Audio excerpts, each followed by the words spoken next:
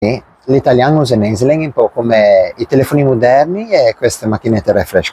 Sì, lo sappiamo, un telefono moderno le sento a volte più conveniente, non abbiamo bisogno di studiare troppo, non abbiamo bisogno di avere di adattatori strani o di altre robe, e alla fine una volta che abbiamo fatto a foto o video, è pronto per essere caricato internet. Ma tutti appassionati di fotografia sappiamo che una volta che sei impreso ad avviare una macchina come questa, le fotografie che noi altri facciamo con questa sono ben più belle di quelle dei telefonini. E a mesma maniera l'italiano le sento a volte più conveniente dell'usenese, ma noi altri sappiamo che una volta che mi impreso a parlare e a scrivere a un certo livello di usenese, quello ti dà sento forse a mia volte più soddisfazione. Dunque non stai a perdere tempo. Da domani incominciare a parlare e a scrivere in usenese.